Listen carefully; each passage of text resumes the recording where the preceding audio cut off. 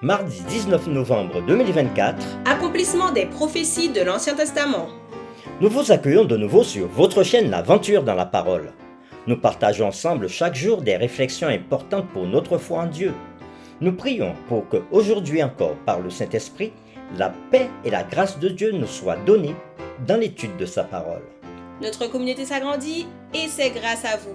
Soyez vous aussi actifs avec nous pour répandre le message en likant et en partageant le lien. Nous vous invitons à vous abonner pour recevoir les notifications chaque jour et pour un confort d'écoute en continu, nous vous proposons la playlist de chaque semaine. Le texte à mémoriser de cette semaine que nous vous invitons à dire avec nous se trouve dans Jean chapitre 5, le verset 36. Moi, j'ai un témoignage plus grand que celui de Jean.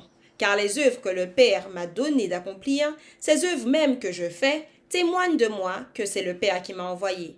Nous vous invitons à le redire avec nous, Jean 5, verset 36. Moi, j'ai un témoignage plus grand que celui de Jean, car les œuvres que le Père m'a donné d'accomplir, ces œuvres mêmes que je fais, témoignent de moi que c'est le Père qui m'a envoyé.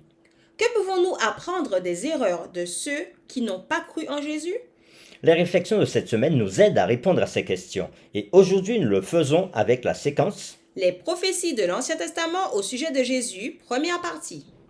Au cours d'une discussion avec les chefs religieux au sujet de son identité, Jésus avait affirmé l'autorité des Écritures. À première vue, il semblerait inutile qu'il le fasse parce que les chefs religieux croyaient aux Écritures. Néanmoins, même avec eux, Jésus mettait l'accent sur l'autorité des Écritures et il le faisait afin de leur montrer qui il était, peu importe à quel point leur cœur était dur et peu importe à quel point ils essayaient de lutter contre la conviction. Pendant ce temps, Jean rapporte de nombreuses citations directes et des allusions à l'Ancien Testament qui indiquent que Jésus est l'accomplissement de la promesse de l'Ancien Testament de Messie. Nous vous invitons à lire Jean 1, verset 23, Ésaïe 40, verset 3, Jean 2, verset 16 à 17, Psaume 69, verset 9, Jean 7, verset 38, Jérémie 2, verset 13, Jean 19, verset 36 et Nombre 9, verset 12, et nous répondrons aux questions suivantes. Comment les passages suivants du Nouveau Testament et de l'Ancien Testament sont-ils liés? C'est-à-dire, comment le Nouveau Testament utilise-t-il ces textes pour rendre témoignage de Jésus? Alors nous lisons premièrement Jean chapitre 1er verset 23 qui est lié à Ésaïe chapitre 40 verset 3. Moi, dit-il, je suis la voix de celui qui crie dans le désert. Aplanissez le chemin du Seigneur, comme a dit Ésaïe le prophète. Ésaïe 40, verset 3. Une voix crie, préparez au désert le chemin de l'Éternel, aplanissez dans les lieux arides une route pour notre Dieu. Nous lisons maintenant Jean chapitre 2 verset 16 à 17 qui est lié au psaume 69 verset 9. Et il dit aux vendeurs de pigeons, ôtez cela d'ici, ne faites pas de la maison de mon père une maison de trafic.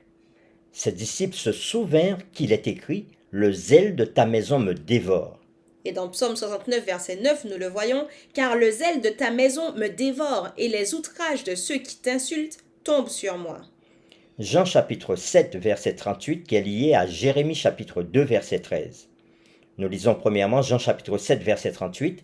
Celui qui croit en moi, des fleuves d'eau vive couleront de son sein, comme dit l'Écriture. Et dans Jérémie 2, verset 13, nous voyons, car mon peuple a commis un double péché. Il m'a abandonné, moi qui suis une source d'eau vive, pour se creuser des citernes crevassées qui ne retiennent pas l'eau.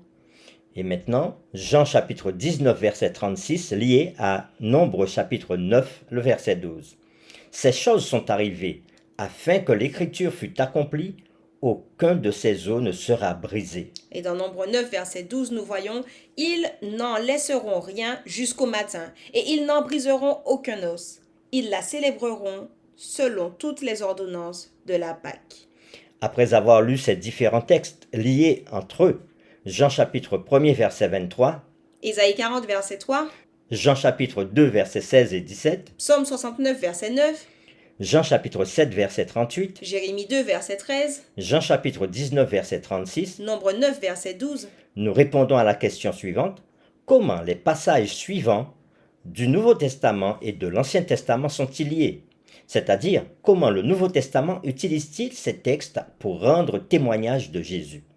Non seulement Jean, mais Pierre, Paul, Matthieu, Marc, Luc et tous les autres auteurs du Nouveau Testament, sous l'inspiration du Saint-Esprit, soulignent à maintes reprises comment la vie, la mort, la résurrection et l'ascension de Jésus de Nazareth au trône de Dieu sont toutes des accomplissements des prophéties de l'Ancien Testament.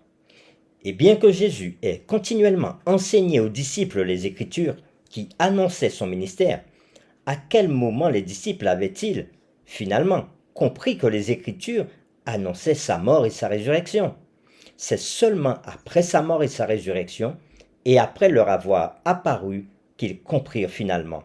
C'est pourquoi, lorsqu'il fut ressuscité des morts, ses disciples se souvinrent qu'il avait dit cela, et ils crurent à l'Écriture et à la parole que Jésus avait dite. Nous vous invitons à prier avec nous. Une fois de plus, Seigneur, lorsque nous nous penchons sur ta parole, nous voyons comment l'Ancien Testament annonce la venue de Jésus. Et ce n'est pas un hasard puisqu'il y a plusieurs textes qui s'accomplissent dans la vie de Jésus. Nous les avons lus, nous les avons déchiffrés et nous avons compris que tous ces différents versets, c'étaient des prophéties qui disaient que Jésus allait venir et il allait venir dans un but bien précis. Maintenant, Seigneur, aide-nous à placer notre foi dans les Écritures de telle sorte que nous puissions lire les Écritures, mais aussi les pratiquer dans nos vies. Nous t'avons prié au nom de Jésus. Amen.